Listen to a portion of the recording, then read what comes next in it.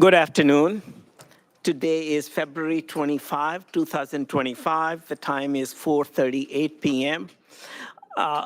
The Insurance Committee of the Tennessee House of Representatives of the 114th General Assembly is now in session. Madam Clerk, please open the roll. Members, please log in if the system permits you.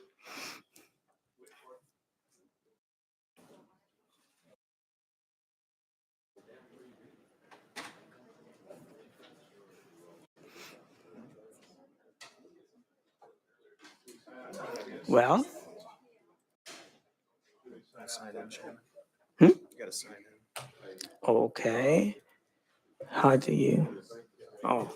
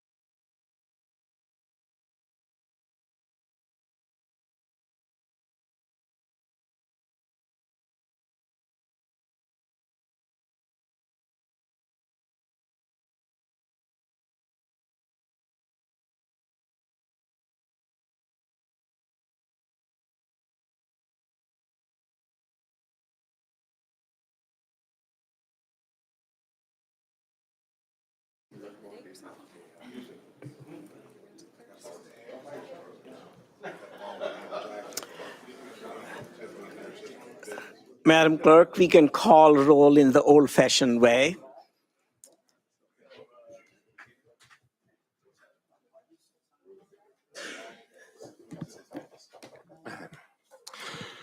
Representatives Sapicki, Freeman, Grills, Hakeem, Hale, Helton Haynes, Jones, Lafferty, Love, Martin, Moody, Parkinson, Raper, Scarborough, Slater, Sparks, Terry, Vice Chairman Hill, Chairman Kumar. Here. All right. Mr. Chairman, there are 18 members present. You have a quorum. Thank you. Members, since this is our first committee meeting, it's customary for us to briefly introduce ourselves. So we'll go ahead and start with Representative Freeman. Representative Freeman. Well done. Let's go. Representative William Slater, I represent the 35th District, which is part of Sumner County and all of Trousdale County. Thank you. And Representative Lafferty, represent the 89th District. I am 1/7 of the congregation of Knox County. Representative Scott Sapicki, District 64, the eastern side of Murray County. Brock Martin, District 79, Gibson, Carroll, and Henderson counties in West Tennessee. Timothy Hill, Third House District, Olive Johnson, part of Carter, part of Sullivan, part of Hawkins counties, God's country. Rick Scarborough, District 33, Anderson County. Renee Jones, District 4, Unicoi County, and part of Carter. Representative Helton Haynes, and I represent District 30, which is part of Hamilton County. Thank you, Mr. Chairman. Michael Hale, District 40, Cannon, DeKalb, Smith, Jackson, and a part of Wilson County. Thank you.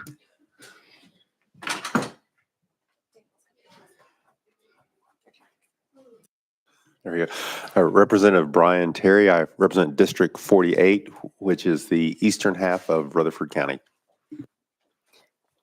I'm Chairman Sabi Kumar. I represent Robertson County, which is immediately north of Davidson County.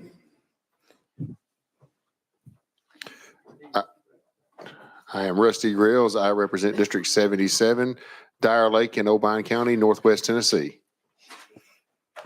Mike Sparks, Smyrna, Rutherford County, 49th District. Representative Moody, do you want to introduce yourself to the system? Absolutely. People are here, so good afternoon. Sorry I'm late. I'm Deborah Moody. I represent District 81 in beautiful West Tennessee on the Mississippi River, and I have Tipton County and part of the beautiful Haywood. Thank you. The front seat row, Chairman Parkinson, kindly introduce yourself. Thank you, Mr. Chair, and I'll take that. I received that chairmanship. I'm Representative Antonio Parkinson. I represent the 98th District, which is encompasses all of I-40, just about half of I-40 when you come into the city. And it is the home of the capital of Memphis. Thank you.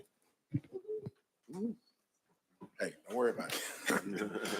Representative Harold Love, District 58, which is parts of North, South, and East Nashville. Representative Yusuf Hakeem, District 28, parts of Hamilton County. Well, thank you, gentlemen. Is there anybody else who needed to introduce themselves?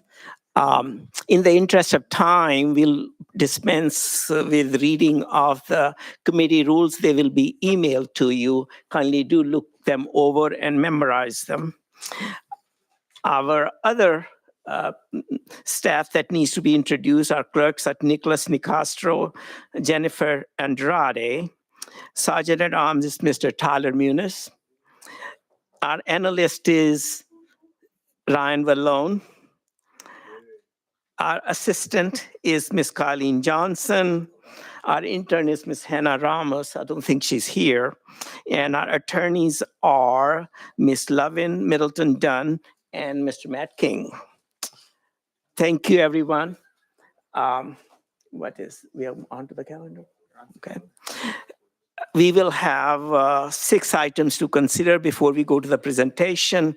Item number 1 is House Bill 019 by Representative Lambert, being presented by Chairman Tim Hicks. Mr. Chairman, you have a motion and a second. You're recognized on House Bill 0119. Thank you, Mr. Chairman. This legislation is to streamline the entire process of accepting cash or bond, issuing a certificate of bond so that the customers only have to communicate with one state department instead of currently 2. This legislation would put the entire process under the Department of Revenue. Thank you, Mr. Chairman.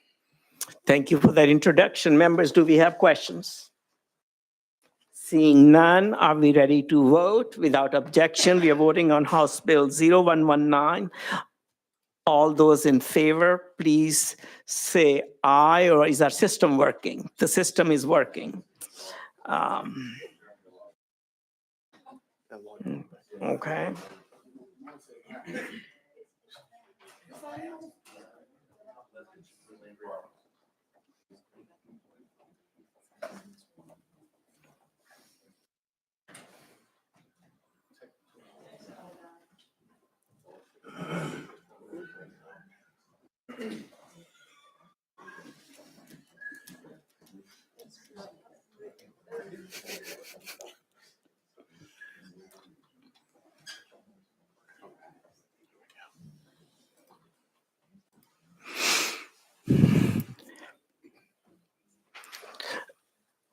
Madam Clerk, please take the vote. Mr. Chairman, you have 18 ayes, 0 nays. Thank you. The bill passes on to, where is it going? Calendar and rules. Congratulations. Thank you, Mr. Chairman. Thank you, committee.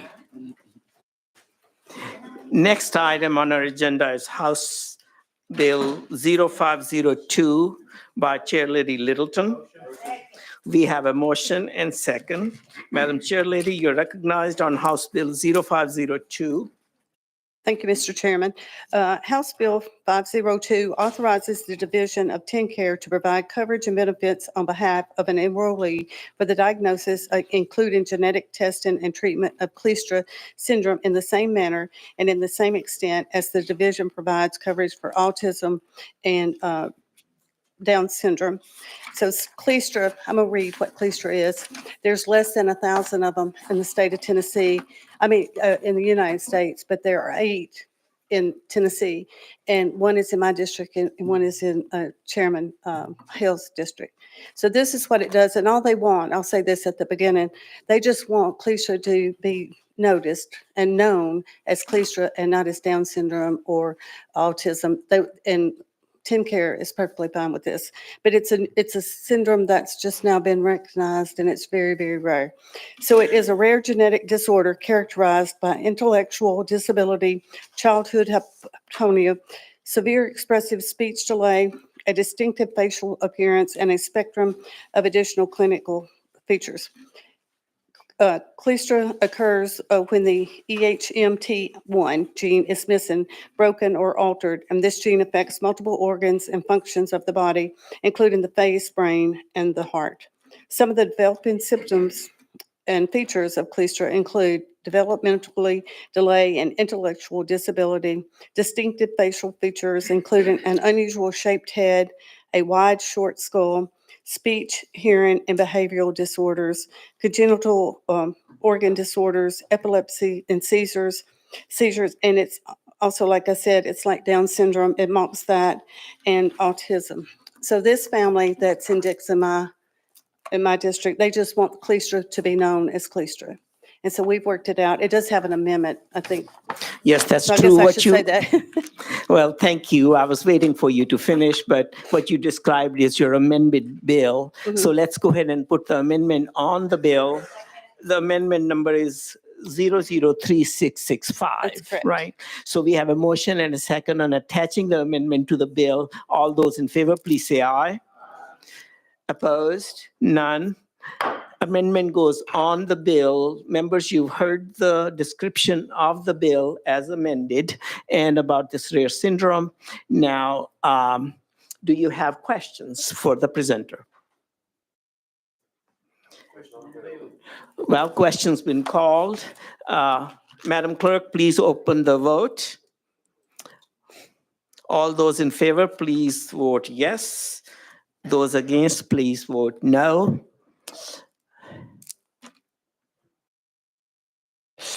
Madam Clerk, please count the roll. Count the vote. Mr. Chairman, you have 17 ayes, 0 nays. Thank you. The bill passes and goes to calendar and rules. Thank you. Thank you, Mr. Chairman and committee. Item number 3, House Bill 0018 is rolled by 1 week. Item number 4, House Bill 0329 Motion? by Chairman Martin. You have a motion and a second. You do not have any amendments, so kindly tell us about the bill. Thank you, Committee and Chair. House Bill 329 gives Tennessee banks access to cost-effective health insurance options through a multiple employer welfare arrangement, or a MEWA. A MEWA is a pooled insurance arrangement that allows employers in the same industry to share risk, leading to more stable and affordable coverage in a market-driven approach. This legislation permits Tennessee banks to join existing MEWA already in North Carolina, established by the North Carolina Banking Association 25 years ago. Tennessee Banker Association supports it, and we did work with the Department of Commerce on finalizing some of the bill language. With that, I stand ready for question. Well, members, you've learned all about MEWAs that there is to know. Do you have questions? Seeing none, questions been called. Madam Clerk, please open the vote. And all those in favor, please vote yes. Opposed, no. Madam Clerk, please count the votes. Mr. Chairman, you have 18 ayes, 0 nays. The ayes prevail The bill goes on to Government Operations Committee. Thank you. Item number 5 on our agenda is House Bill 0364 by Representative Alexander. Madam Representative, we have a motion and a second, and you're recognized on House Bill 0364. Thank you, Chairman, and thank you, committee. There is no amendment on my bill, so I'll just begin by telling you about the bill.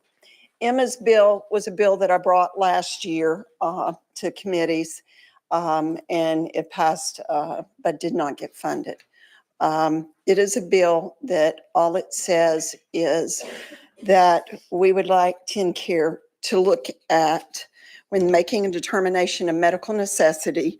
The Bureau should take into consideration the patient's overall condition and use such overall condition as a factor to determine the level of funding and what medical items and services the patient receives, even if such determination does not result in the least costly course of diagnosis or treatment.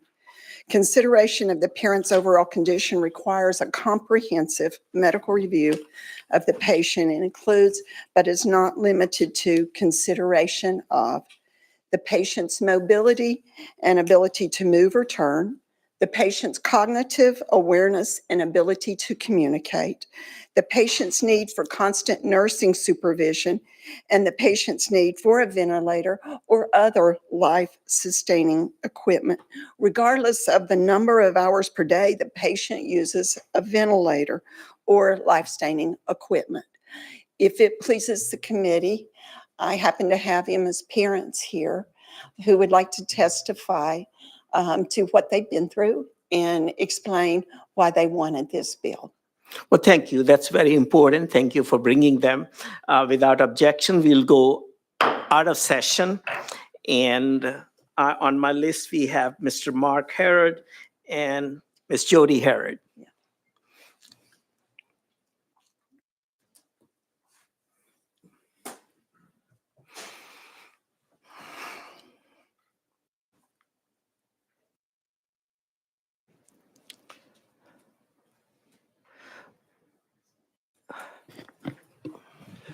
First, I want to thank you for the opportunity to speak with you again and for your consideration of Emma's bill.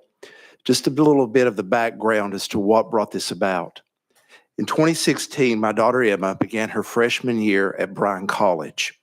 She was studying to be a midwife, and her goal was to go overseas as a missionary. In November of 2016, she called us complaining of a headache and chills. After my wife went and picked her up, brought her back to Johnson City, we took her to see her doctor, who immediately sent us to the emergency room. All of her symptoms pointed to meningitis, but the test results said otherwise. Her vital signs were going up and down like a child jumping on a trampoline. And on November 20th, Emma suffered a seizure and slipped into a coma. On November 23rd, she was transported to the University of Tennessee Medical Center, where she spent 6 weeks in the neurological intensive care unit. Eventually, she was diagnosed with acute disseminated encephalomyelitis and necrotizing encephalopathy. Basically, her body attacked her brain. No reason was found.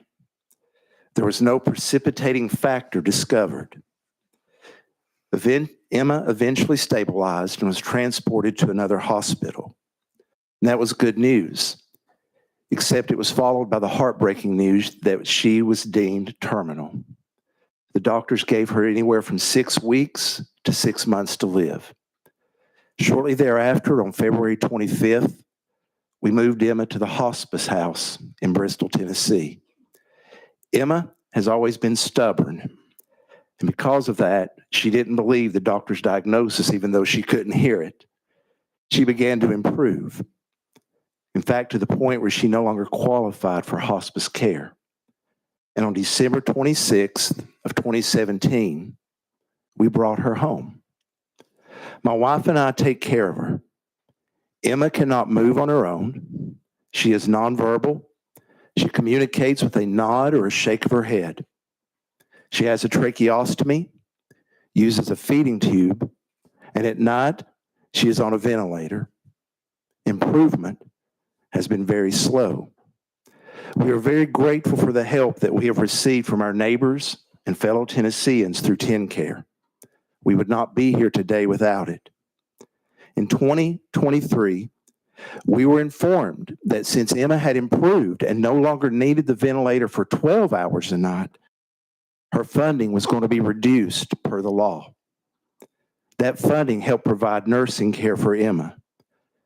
By reducing the funding, we lost some of her nursing care. Our life is challenging, and that loss made the hills that we have to climb even steeper. We were granted a hearing. We submitted letters from Emma's doctors stating that the loss of nursing care could be detrimental to Emma and to us because she still requires 24-hour care in case her tracheostomy needs to be suctioned or if she needs to be turned, which she is every 2 hours. But the judge dismissed our case, stating that the law is very clear. The patient has to be on the ventilator for 12 hours a night. The bill you are considering would allow the entire condition of the patient to be considered rather than only one metric. I believe that justice and wisdom mean taking all things into consideration before making a decision. Emma's bill would allow the medical review team at TennCare the ability to hear and make a decision justly based on the total needs of the patient. So I thank you for allowing me and my wife to be here today speaking on behalf of Emma. Well, thank you. Members, do we have any questions for the Herd family? Seeing none, we want to thank you for bringing this matter to light, and we are grateful to Representative Alexandra All-Sell. And we admire your love for Emma, and she's blessed to have you. Thank you. Thank you. We will go back into session. Members, do we have any questions for the representative? Well, thank you. Madam Representative, do you have any remarks? Thank you. Just please consider this. I've watched this family suffer now all these years trying to care for a child they love. We have so many people in the United States that will give their children away at a heartbeat, leave them in a box at a door. And yet this is a family that is doing their best to try to care for their loved one.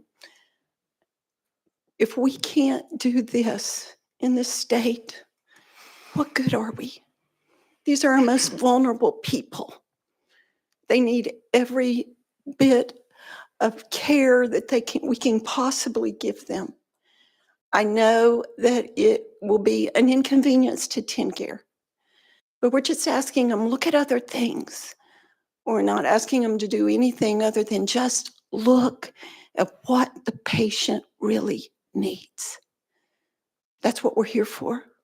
That's why I'm here. So thank you all very much. Thank you. Without objection, if there are no further questions, are we ready to vote? We are voting on House Bill 0364. Madam Clerk, please open the vote. You have all those in favor. Vote yes. Opposed, no.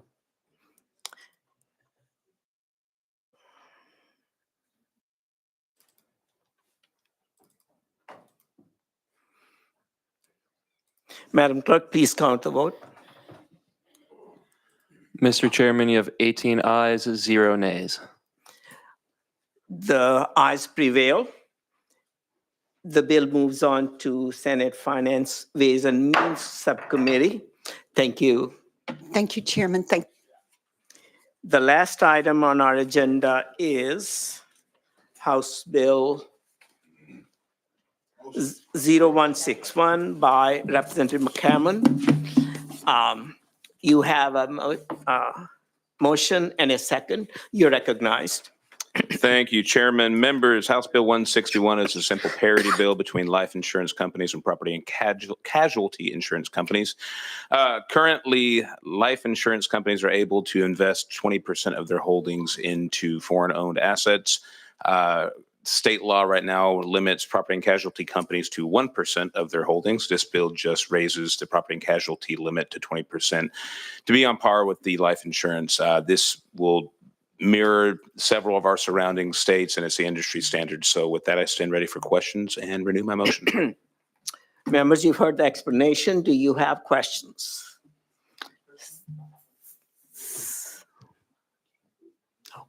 Representative Hakeem, you're recognized. Thank you, Mr. Chairman. I don't know if it'd be more appropriate if I ask the attorney. I'll pose the question if your desire, sir.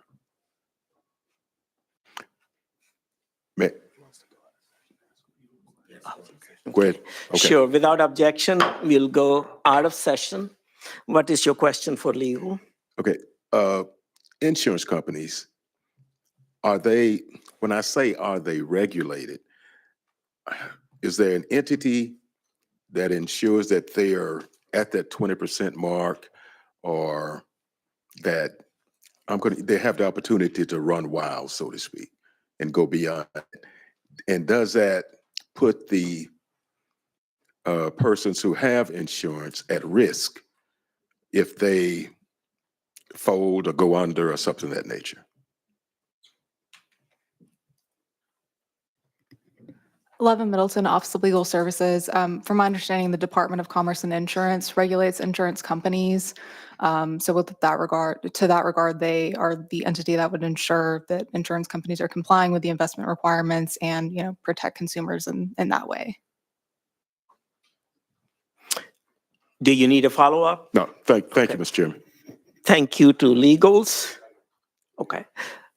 Chairman Spicky, you're recognized.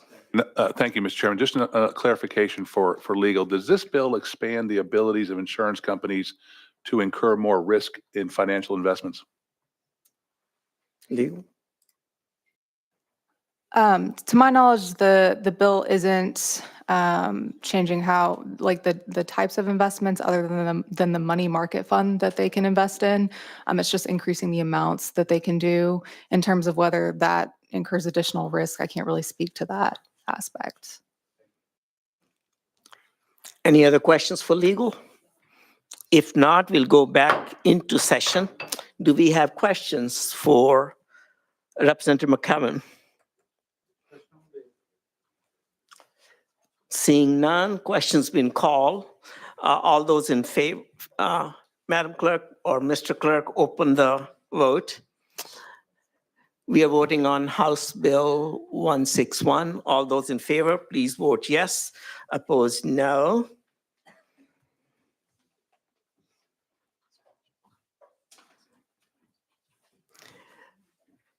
Mr. Clerk, please count the vote.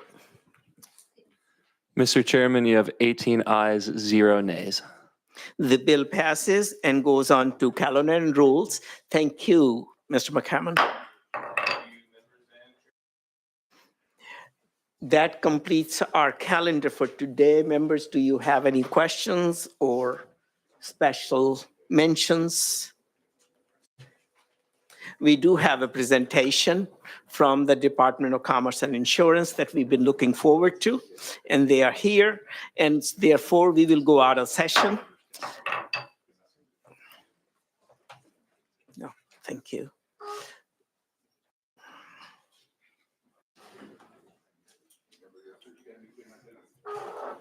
As fast as y'all. As you know the parade, kindly introduce yourself and thank you for coming. Absolutely. Well, thank you, Mr. Chairman, Vice Chairman, and entire committee for the opportunity to be here. And given the questions that were just asked, I expect that there might be a few other questions beyond what we were asked to come to present about, which is about rates. And we will get to a presentation covering rates, but I did want to back up a little bit for the presentation more broadly on the insurance division. And I brought with me several of the experts who y'all might not have had an opportunity to meet before. I appreciate that I've been invited to come up to see y'all in the past, and always appreciate the opportunity. And so I will make some remarks, and then as in the interest of time, as I pass it off to other members of the team, I'll let them introduce themselves, if that's okay with you, Mr. Chairman. Sure. Thank you. And so we'll get started. Just very briefly to touch on the insurance division, which of the about 860 positions at Commerce Insurance, which includes our part-time and our full-time, which also is all of the board members over on the regulatory boards, we've got 128 personnel in the insurance division. I want to point that out, and I'll jump ahead to the second of the bullet points, which mentions that we are one of the most efficient departments of insurance in the country. It moves between us and North Dakota as to who is the most efficient.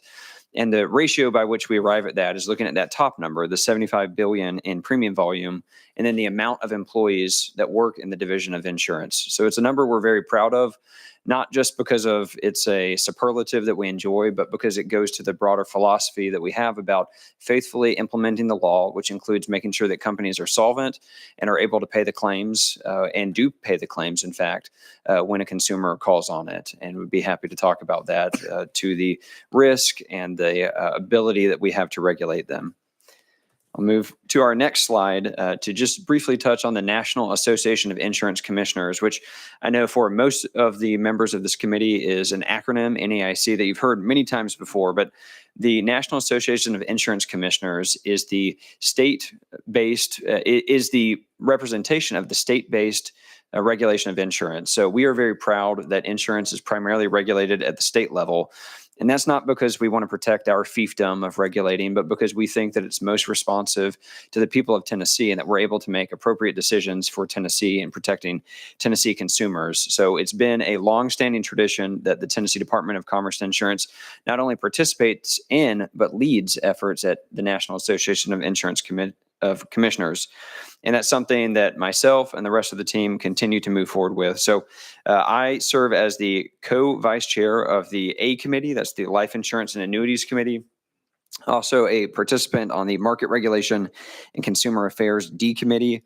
I just rolled off of 3 years of leadership of the Southeastern Zone, where we remain deeply involved. We are on multiple working groups and task forces, and also serve on the Interstate Insurance Product Regulation Committee, the IIPRC, excuse me. Okay, so I know we were asked to come here today to talk about rate increases, which has impacted all of you, not only for the policies that you have, but most importantly from the consumers and constituents in your district who may well have reached out to you. I say that because they reach out to us all the time. And I talked earlier about our North Star, is making sure that we faithfully execute the law to make sure that insurance companies have the money that they're supposed to have to pay the claims and to pay them when in fact consumers call on them to make good on their promises. And something that we take very seriously in a time of rising prices that we are able to move forward. So right now, I just want to touch on a couple of different regulators and the approaches that we've seen and what that means for the insurance markets in a few different states. So to take one that's been in the news a lot recently, California has had a lot of really adverse developments in their insurance market. That's in part based on the big loss events they've had, the wildfires most recently and most notoriously. But it also goes into the regulatory approach that they have. So California has had since the late 80s a voter initiative that makes it more difficult for companies to get the premium increases that they need in order to maintain solvency. And in the absence of companies being able to be profitable, we've seen more companies leaving the state, and there's been less competition, fewer options for consumers, and overall just a worse environment for insurance in the state of California.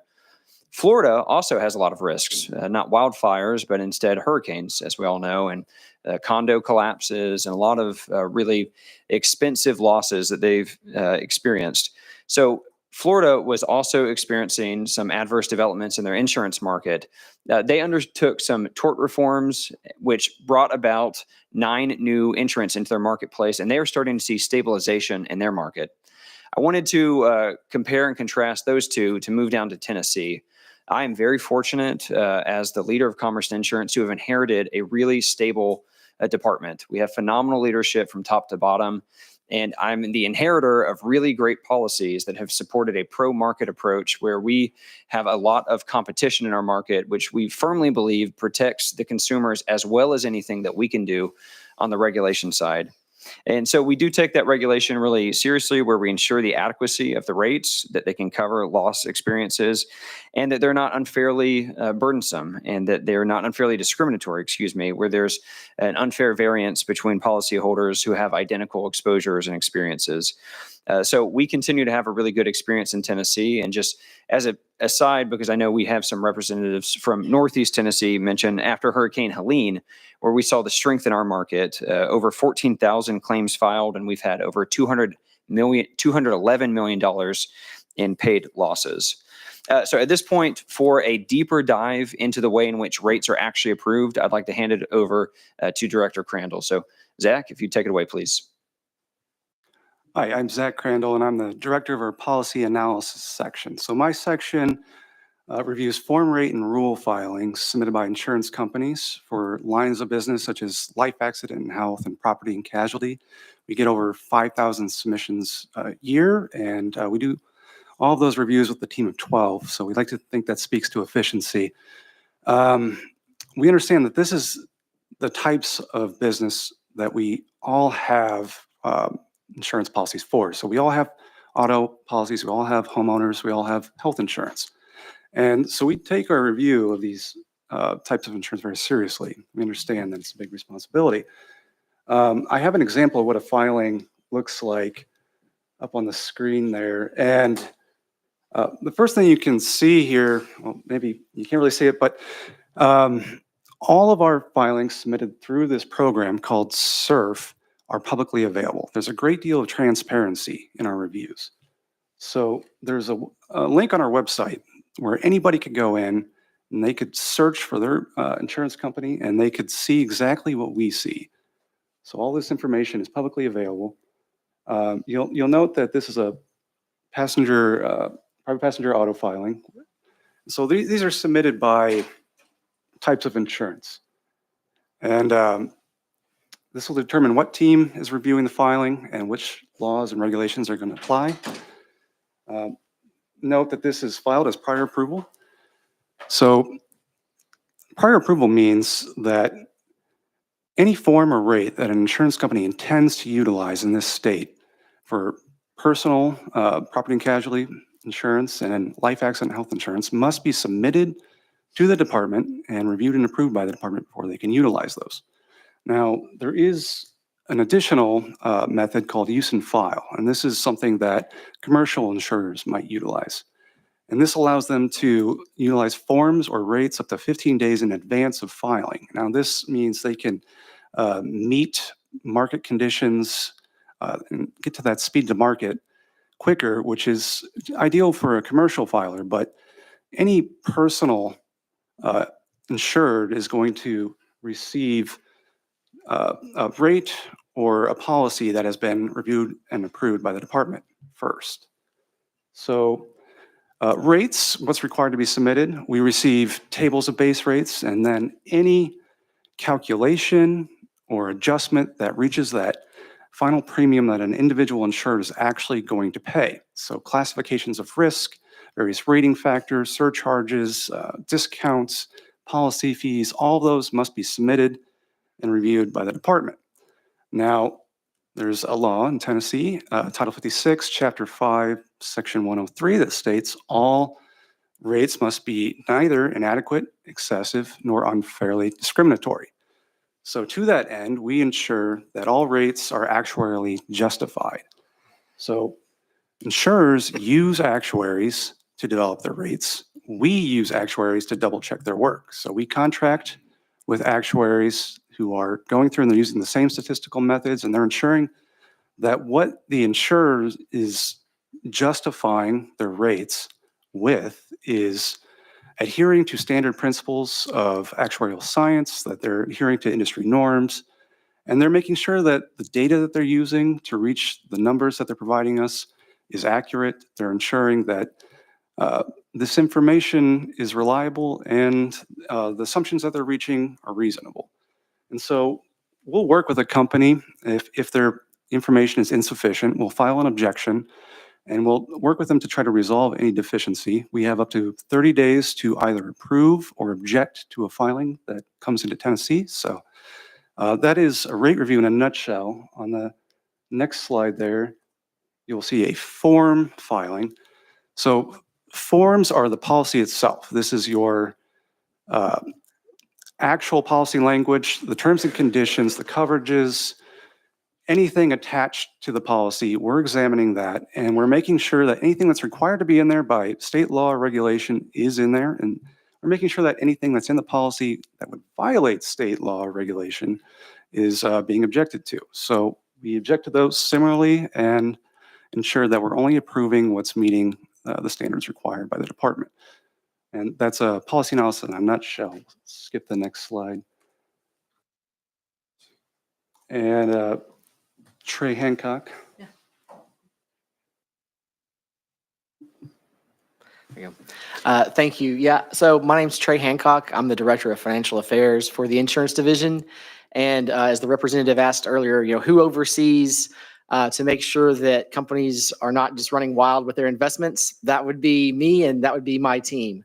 I've been at the department for over 20 years. I left briefly to be the controller for 9 insurance companies and then came back to the department because honestly, I feel like this work makes a lot of difference. So I want to talk about exams and financial analysis. So at least every 5 years, the department goes on site to the insurance companies domiciled here to make sure that they are complying with state laws, everything from what they're invested in to how their board is working, what kind of oversight they have. We look at all of those types of things during that scope of that exam. And then more frequently, actually every quarter, we do financial analysis in-house. Companies are filing financial statements on a quarterly basis. We get all sorts of disclosures for what they're invested in, the quality of those investments, really to make sure that the companies have the money to pay the claims as they're needed. So we are ensuring all of that.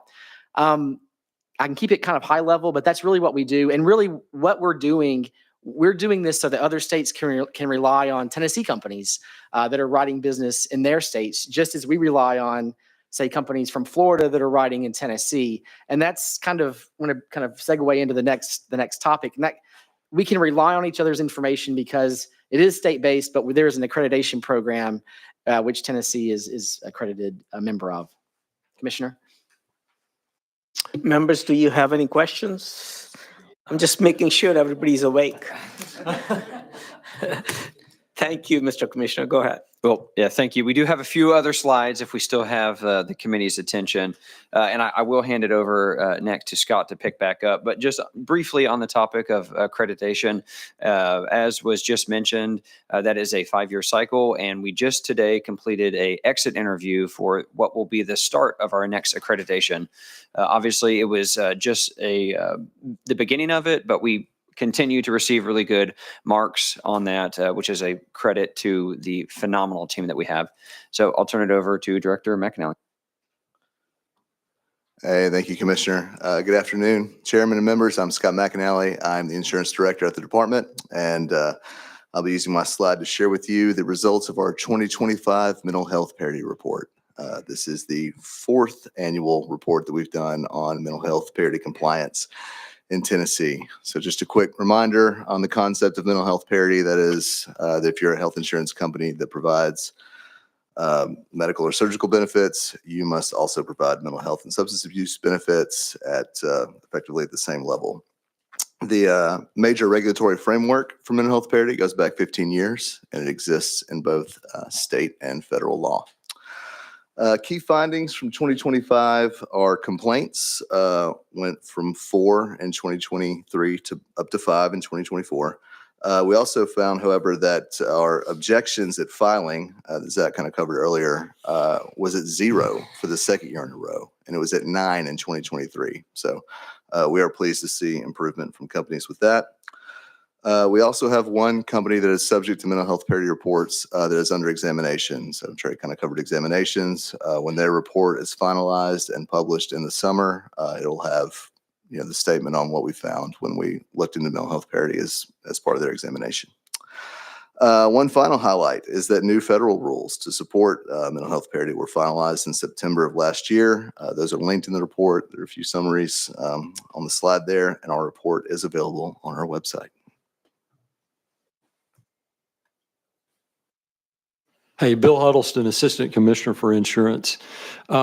We've talked about solvency monitoring. That's the department's responsibility. And we've talked about policy review and rate review. Another really impactful thing that we do at the department relates to market conduct, which Commissioner referred to earlier. That's making sure that insurance companies live up to the promises that they make in their contracts or their policies to their members.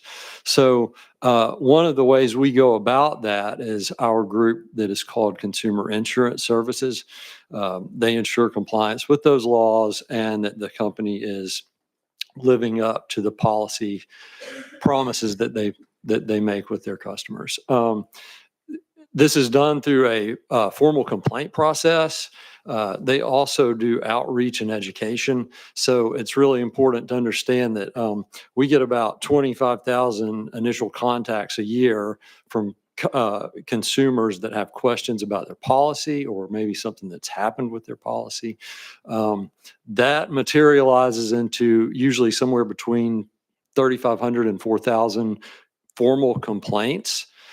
Made up across all lines of business. So you have last year, for instance, we had about 3,600 complaints.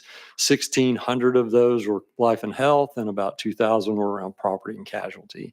But what's really impactful about it is that through the mediation authority that we have, we last year set a record for restitution amounts returned to policyholders, over $17.5 million, which was pretty substantial and meaningful to those policyholders. Just to be real clear about what mediation is, real quickly, it's a voluntary confidential process that it's not quite as formal as arbitration. We cannot compel a company through that means to pay something, but what they do is they structure communication between the policyholder or the complainant and whoever the complaint is against, and often come up with a better resolution than could have been arrived at through something like court legal action. So it saves time, it saves money, and it's a little less stressful to the customer or consumer. So I would leave you guys on the consumer insurance services piece with, we are glad to do outreach if we can help you guys with outreach in your areas, or if you have complaints that come to you, we get those every day too. So we're glad for you to send those to us, and let's see what we can do for your constituents. Thank you, Bill. And just to close us out, that's not all that our Division of Insurance does. We regulate agent licensing, captive insurance companies, and most recently, pharmacy benefit managers with our new section on pharmacy benefit manager compliance. And that's just one of our divisions at Commerce Insurance. We serve all of your constituents, all 7 million Tennesseans, across all of the other things we do, from occupational licensure to financial securities. Happy to talk about any of those, but wanted to make sure that we addressed rate increases, rate approvals, as you had mentioned. And at this point, we'd be happy to take any questions that you have. Thank you so much. Members, Representative Hakeem, you recognize. Thank you, Mr. Chairman, and thank you all very much for being here. You've enlightened me in a lot of areas, and I greatly appreciate that. Now, in regards to the outreach to clients or customers, I guess initially, is there an avenue for people to know who to contact, how to contact you, things of that nature? Yes, thank you for the question. And we do have a education outreach director. So we are always working to go out into communities, not just on the social media that you would expect and on our website, but actually going out to on site. And so as Assistant Commissioner Huddleston mentioned, we would welcome an opportunity if anyone was hosting an event at a community center, for example, for us to be able to talk about what we do, but probably of most interest for your constituents would be consumer insurance services. But one of the many things that we try to do when talking to consumers is to make sure that they are adequately insured, to make sure that they frequently speak with their insurance company to make sure that they're covered, so that in the event of some sort of loss, that they don't find themselves surprised, that they don't have the sort of coverage that they wish they would have had after the fact. Any follow-up? Yes, sir.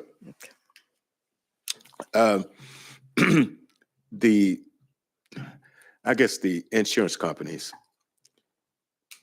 I'm gonna use a term, they know when you're gonna come and check and all these kind of things. I guess I'm trying to ask, is an opportunity for them to play games with you as far as the regulation goes? Well, I see Director Hancock getting ready to jump in because he does examinations. But I do want to stress that it's not just a 5-year cycle, and that in between the 5 years that they are, to use, I think it was Chairman Sapicki who said running wild. That is very much not the case in between those 5 years. I'm sorry, didn't mean to put words in your mouth. Someone said running wild, and we take very seriously that the insurance companies are not running wild. But yet, Director Hancock, if you would jump in. Yes, no, just as the commissioner said, we do pretty thorough analysis every quarter on the statements that we receive, but we also have really made an effort to have strong lines of communication with our companies so that kind of even in between, that they have the opportunity to tell us their stories, what they're wanting to do, what they're wanting to accomplish, and we develop kind of risks. We look at it like a risk matrix, and we develop all these different risks, and we try to figure out, well, is this one significant? Is it rising? Is it decreasing? But no, they can't really play around with what they're doing because of the level of information that we receive. We also receive audited statements. We also receive kind of risk scores on their investments as it relates to premium. So if it would be more difficult now, just based on the level of information that we receive, maybe 30 years ago, it might be easier to try to, fraudulently say you had something that you didn't have, or kind of move money around like with a shell game. But really now that would be extremely difficult, and probably it would be more, I don't want to say impossible, but it would require a very high level of fraud among a lot of different banks, other companies, a lot of different institutions. So no, they really, it's already baked in. And when we get there for the exam, we look back over the full 5 years. It's not just looking at the most recent year. So I feel pretty good about the process. Well, one last, if I may, Mr. Chairman. Sure. The piece you spoke of about mental health, I'm trying to see, is this something that, what is that part about mental health? And tell me about that.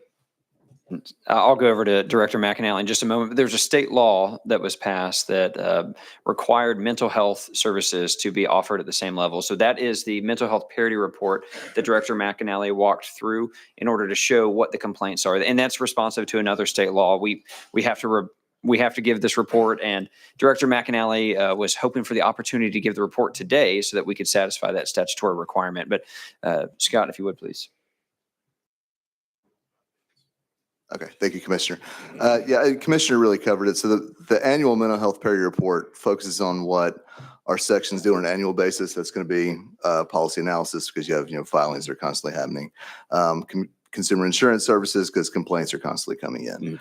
When you get into their actual market conduct, that is typically either part of, again, one of the exams that Trey mentioned earlier, or something where you go in targeted, or something where we go in with other states. So there are multi-state reviews. I think one of those might be happening as well now. So it all kind of runs on different cycles. Okay. All right. Thank you, Mr. Chairman. Chairman Sparks, you recognize, sir. Real quick, thank you, Commissioner. Yesterday I was on the way up here and got bumped on I-24. Somebody running in the back of my car, and I literally was there a minute. I didn't want to block traffic. I just told the young lady she was on the way to the hospital, so she said, to take her baby to the doctor. And I just said, "Here, just pay for my bumper," and I took off. And they called me, and I said, "Don't turn the claim in.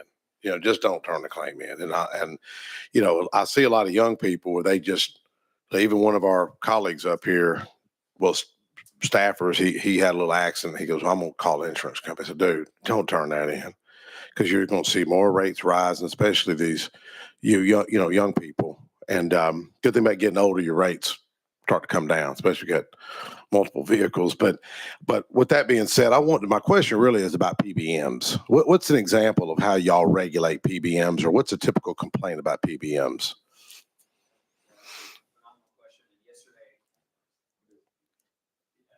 The pharmacy benefit manager, and under Public Chapter 1070, which passed in 2022, Commerce and Insurance was tasked with really a broad new regulatory scheme for making sure that there are a lot of components in Public Chapter 1070, but maybe the most important, we're making sure that the pharmacists were getting reimbursed at their actual costs, and that the low volume dispensing pharmacies were going to have an increased dispense fee. There are a lot of other components to it that include examinations that we are now doing of the audits, of the PBMs, in order to make sure that they're complying with the components of Public Chapter 1070. So just yesterday, I had an opportunity to speak with the Pharmacy Association, as many of y'all might have seen them on their day on the Hill. And we walked through a timeline from that 2022 passage to where we are now, having completed 5 now of our audits, and we will be conducting 5 audits annually of those PBMs.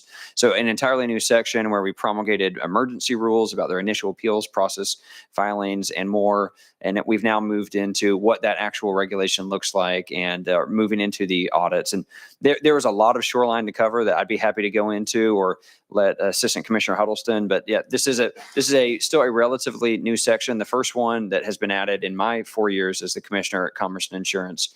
And we have continued to move forward with the implementation of that law. But if it's okay, I'll move over to Assistant Commissioner Huddleston to see if you have more to add about what we're doing there. I think that was a really good good summary of what we're doing. I would just say it was from the ground up, building that regulatory framework to regulate PBMs.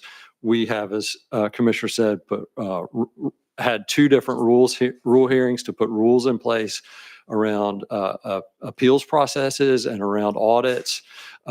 We have had complaints around those very things, reimbursements, and that process. We've taken action, and we are currently in the process of taking action against some PBM. So I think that's for in a nutshell, that's where we're at, and we'll continue to monitor them. But I don't know, Scott, anything to add? Okay. Well, you used the word. Yeah, you mentioned the word scheme. You said scheme. Earlier you said scheme. Anyways, I knew you didn't mean it in the scheme I'm meaning. But how many PBMs are there in this state? Some of y'all will get that, but 51 licensed PBMs. I just think, for the record, I think this commission and the state really needs to look at some of the drug cost. I mean, we're seeing some things at the federal level they're uncovering where drug costs are much cheaper in other countries. I don't understand why they're so much more expensive in our country with the free market system that we always applaud. So, you use the word scheme.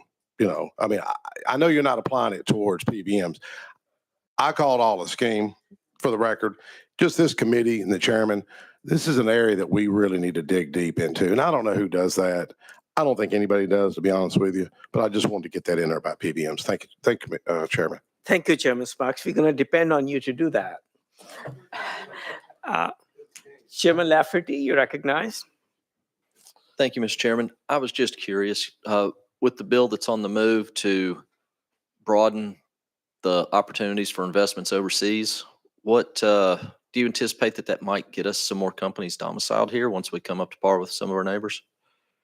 We always welcome the opportunity to have more domiciles here in the state of Tennessee, but ultimately, from what it means for a policyholder perspective, it's somewhat irrelevant. As long as a company is writing here, then it doesn't matter whether they're domiciled in Tennessee or Alabama. So I wouldn't expect that the ability to change, as we were talking about for Representative McCalman's bill, that would be a direct impact on the domiciliary decision of an insurance company. Certainly could come into play. I wouldn't expect it, but I once again see Director Hancock itching to come onto the mic. So Director Hancock. As I say, the short answer is probably no. But it does, it does at least, the companies that are here, it kind of gives them some additional investment opportunities. And it does, those investments do have to match the same quality as if they were U.S. investments. Okay. Thank you. Thank you, Chair. Any follow-up? Okay. Representative Parkinson, you're recognized, sir. Thank you, Mr. Chair, and thank you all for everything that you do. Truly appreciate it. And let me give kudos to Candace. Y'all give her a raise, okay? And she does a great job here. Speaking of schemes, I'm trying to think of which scheme to talk about first. So is it state law that if you have a loss that you have to get 2 estimates? Is that state law or is that insurance policies? Thank you for the question. I'm not aware whether that is a state law. Bill doesn't seem very confident, but we'll go over to Assistant Commissioner Huddleston. To my knowledge, that's not in law. A lot of times things are determined by the policy itself, and it's in the language of the policy itself.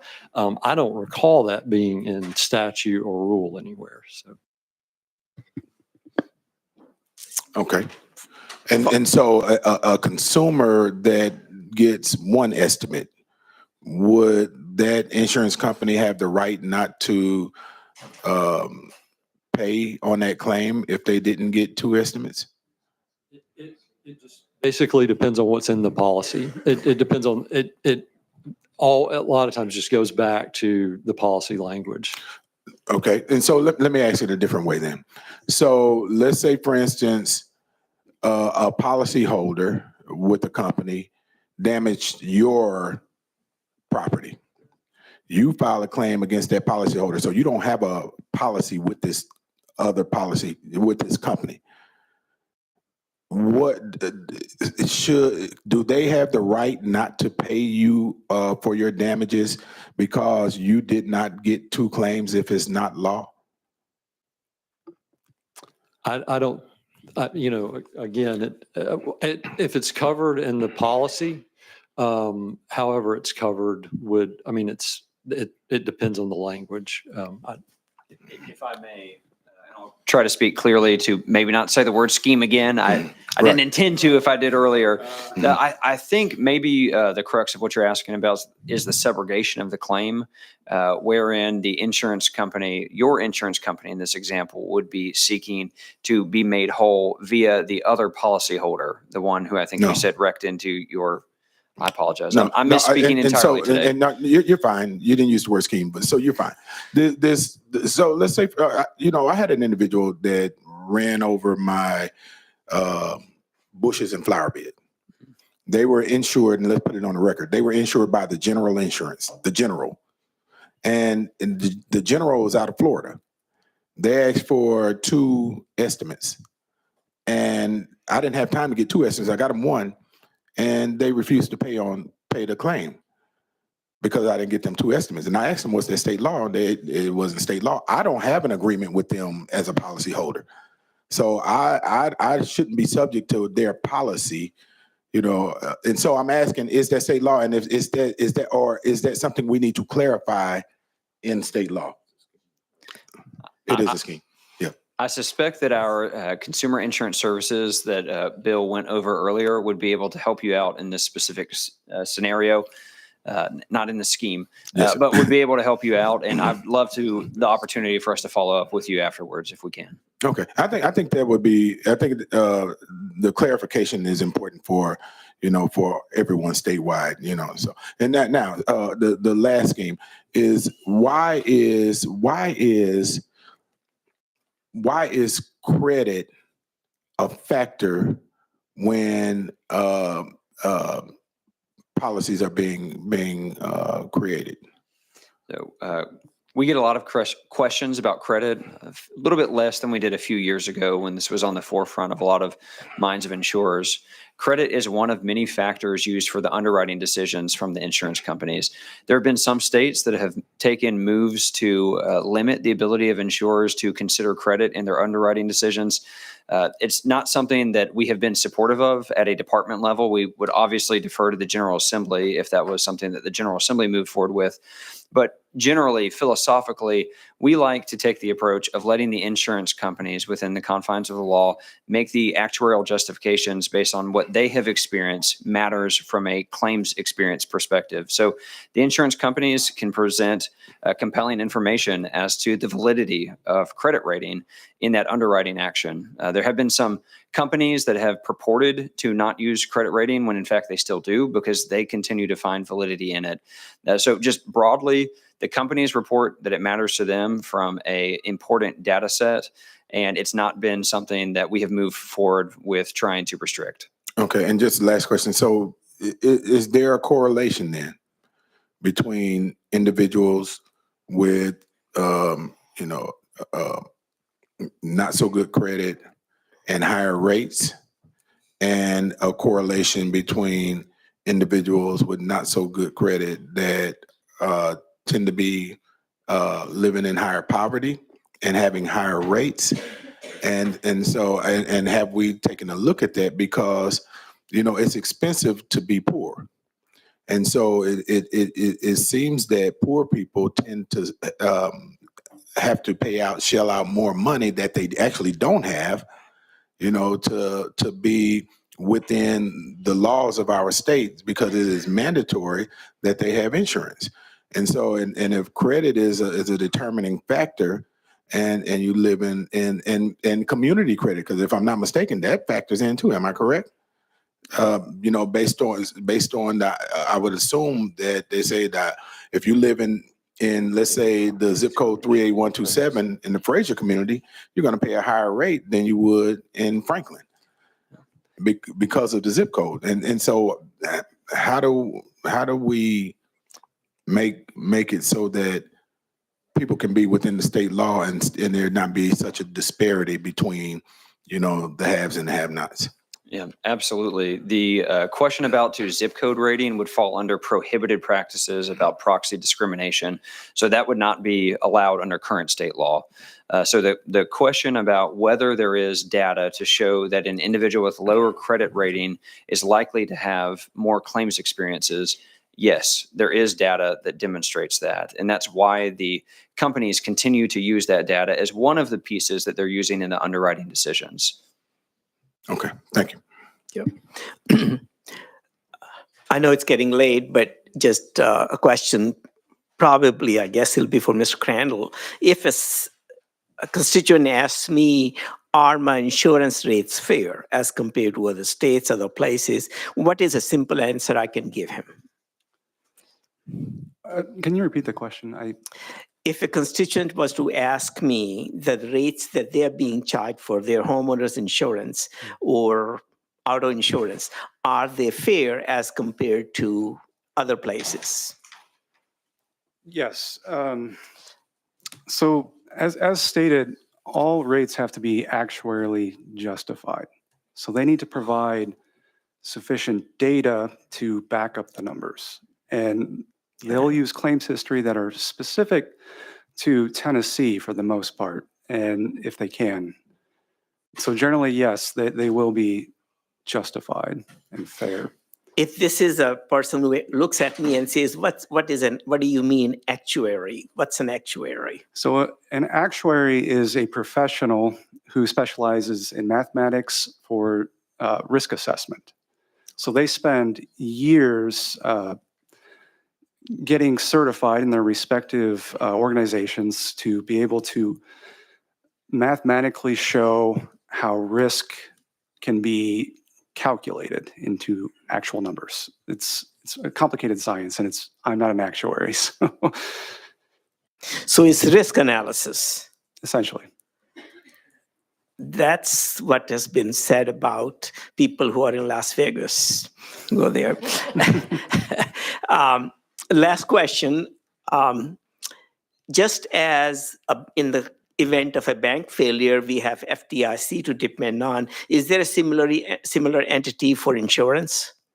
Sir, there are guarantee associations that serve as a backstop in the event of a failure of an insolvency, so that consumers are not left completely holding the bag, and that there is a backstop that's built into state law that I believe we've had since the 80s.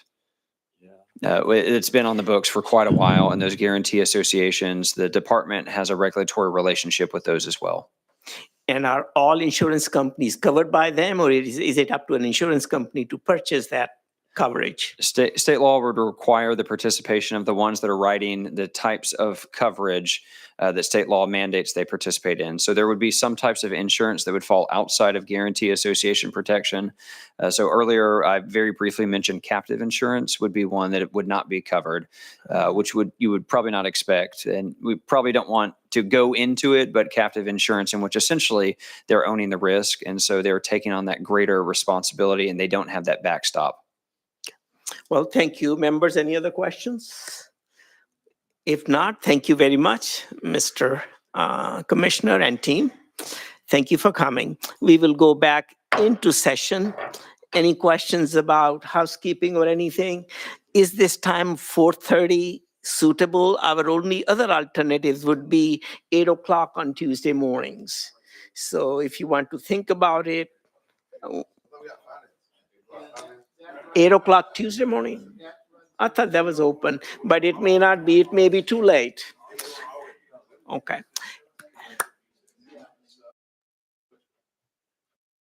The difficulty with that was that one of our members was on another committee. I think one time it was Chairman Lafferty was on GovOps. Another time it was Mr. Parkinson who was on finance.